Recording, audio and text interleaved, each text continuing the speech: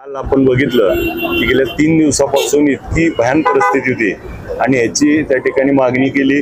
काल आपल्या समोरच पालकमंत्री महोदयांना बोललो, पालकमंत्र्यांनी दौरा केला, मुख्यमंत्री महोदयांना त्या फोनवरती बोललो आणि त्यांनी येणं आवश्यक आहे आणि त्यांनी देखील दौरा केला। या माध्यमातून माझ्या मतदारसंघातील जे विस्थापित झालेत लोक, पूरग्रस्त आहेत, पाणी अतिवृष्टी, त्यांना त्या ठिकाणी मुख्यमंत्री महोदय, पालकमंत्री आणि अजितदादांनी देखील दौरा केला। यामुळे दिलासा मिळतोय की त्या ठिकाणी आधार येतोय की काही ना काहीतरी आपल्याला मदत मिळणार आहे आणि शाश्वत एक आधाराची भूमिका आज झाली। आणि मग आज त्या ठिकाणी निमगाव असेल, वडशिंग असेल, तारफळ असेल, या 3 गावाचा दौरा करून मुख्यमंत्री महोदय पुढच्या त्या प्रवासाला गेलेत आणि त्यांनी आज आपल्या सगळ्याला जी घरं पडलीत, घरात पाणी गेलंय, त्याचा संसार उद्ध्वस्त झालाय, दुकानं आहेत, अशांना देखील, शेतकऱ्यांना, जनावरांचा सगळ्या बाबतीत मदत करण्याचे त्या ठिकाणी काही निकष बदलू, एनडीआरएफच्या ह्याच्यातून काही मदत करू, त्याला लागणारे निकष देऊन, निकष नसेल तर शिथिल करून त्या ठिकाणी सर्व परिणाम मदत करण्याचं आश्वासन आज या ठिकाणी दिल्यामुळं आज शेतकऱ्याला आणि सामान्य लोकांना, नागरिकाला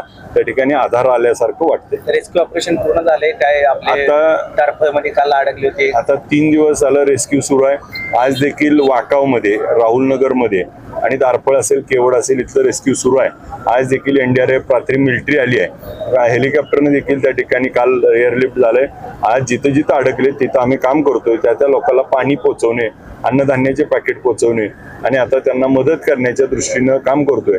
आपल्या सगळ्याच्या माध्यमातून एक आव्हान देखील करतोय की आता पाऊस कमी झालाय आणि म्हणून त्या ठिकाणी विसर्ग कमी झालाय 97,000वर, आता तो 90,000वर येईल। परंतु उद्यापासून त्या ठिकाणी 26, 27, 28, 29 या दिवसामध्ये अतिवृष्टी पुन्हा पडणार असा हवामान खात्याचा अंदाज आहे। त्यामुळे जी लोक आता बाहेर आलेत त्यांनी परत घरात जाऊ नये, थोडे दिवस त्या ठिकाणी वाट बघावी। परत एकदा वर जर पाऊस झाला आणि परत जर पाणी आलं तर ते खूप मोठं येण्याची शक्यता त्या ठिकाणी हवामान खात्यानं वर्तवली आहे। त्यामुळं परवा देखील पाणी आल्यानंतर आम्ही आव्हान केलं होतं, परंतु लोक तिथंच राहिली आणि त्या ठिकाणी अडकली।